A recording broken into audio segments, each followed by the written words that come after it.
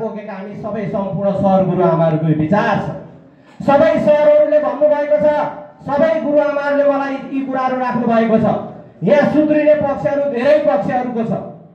एकरो सर मात्रै सुध्रेर हुँदैन, एकरो हेड सर मात्रै सुध्रेर हुँदैन, एकरो विद्यालय व्यवस्थापन समिति र शिक्षक अभिभावक सङ्घ मात्र भएर हुँदैन।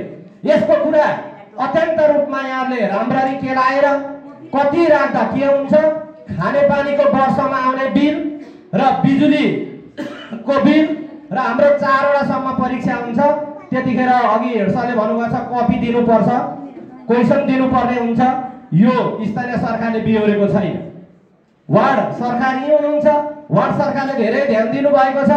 स्थानीय सरकार विरुद्धमा नगरपालिकामा धेरैचोटि प्रहरीको मिटिङमा पनि यी कुराहरू भएको छ। सम्पूर्ण बिजुलीहरूको बक्यौता, सम्पूर्ण बिजुलीको बिल, खानेपानीको बिल स्थानीय सरकारले लिन्छ भने विद्यालयको प्रहरीले यो प्रस्ताव राखिदिनु जरुरी थिएन। यसर्थ यहाँहरूले बुझ्नुपर्ने कुरा छ, अघि मैले भनेको छ यो तलबको लागि होइन, यो चाहिँ बिजुली, खानेपानी र परीक्षाका लागि। अघि हेड सरले हाम्रो विद्यालय व्यवस्थापन समितिले अगाडि सारेको प्रस्तावलाई राख्नु भएको छ र यसलाई मैले यहाँलाई बोल्नलाई सजिलो होस् भन्ने अभिप्रायले अलिकति बुझाइदिन मात्र गएको हो। के गर्दा ठिक हुन्छ तपाईहरुको निर्णय। यहाँको अभिभावक सर्वै हो, यहाँको अभिभावक सर्वोच्च अदालत हो। यो विद्यालयको उन्नति प्रगतिका लागि यो विद्यालय बनाउन नेपाल सरकार लागि परि जहिले रातो दिन गर्दैन। स्थानीय सरकार विरुद्धमा नगरपालिकाको मेयरज्यू जहिले यहाँ आउनुहुन्न। यो बनाउने यहाँका शिक्षक, यहाँका अभिभावक, यहाँका बुद्धिजीवी, यहाँका युवा व्यक्तिहरू र पूर्व विद्यार्थी वर्गहरूको काँधमा आएको छ। साथै हामीले मनमाया मावि बनाउनु पर्छ भने कसको गल्ती छ? अगाडि आएर हात ठोकेर टेबल थर्काएर हामी बोल्न सक्ने पावरमा हामी सबै हुनुपर्छ। हाम्रा विद्यार्थी कमजोर छन् कि हामी सर कमजोर छौं कि यो हामीले महसुस गर्छौं। हामीले हाम्रो कक्षामा गएर पढाएका छौं भने यहाँ भाषण गरेर मात्रै हुँदैन। हाम्रो कुरा स्पष्ट छ र अब 82 साल साँच्चै राम्रो बनाउने हो भने सबै सरहरुका कुराहरूलाई यहाँले सुन्नुपर्छ, विद्यालयका प्रहको कुरा सुन्नुपर्छ।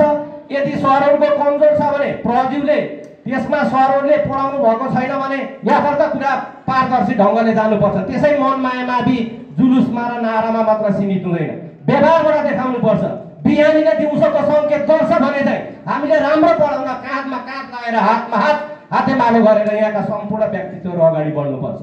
नत्र भने यो जहिले अभिभावक भेला, जहिले विद्यालय व्यवस्थापन समिति हामी केही गर्न सकिँदैन भने यहाँको शिक्षक, यहाँको विद्यालय व्यवस्थापन समिति र यहाँका शिक्षक अभिभावक तमाम व्यक्तिहरूको सैनिकै सुधार गर्न सकिने मानसिकता छैन भने हामीले किन भाषणका रूपमा मात्र कुराहरू गरिरहनु पर्छ। यसमा आज तपाईहरुले महत्त्वपूर्ण ढंगले चिन्तित भएर सोच्नु पर्नेछ के गर्दा ठीक हुन्छ। हाम्रो एउटा प्रस्ताव अघि हेड सरले राखेको रकम आर्थिक सहयोग त्यही सबै स्वीकार हुनुपर्छ भन्ने छैन। पुगेन भने अर्काचोटि थप्ने गरी हो कि आज कति गर्ने हो यहाँहरूले सोचेर आफ्नो अन्तर्क्रिया कार्यक्रममा राख्नुहुनेछ र प्रदीप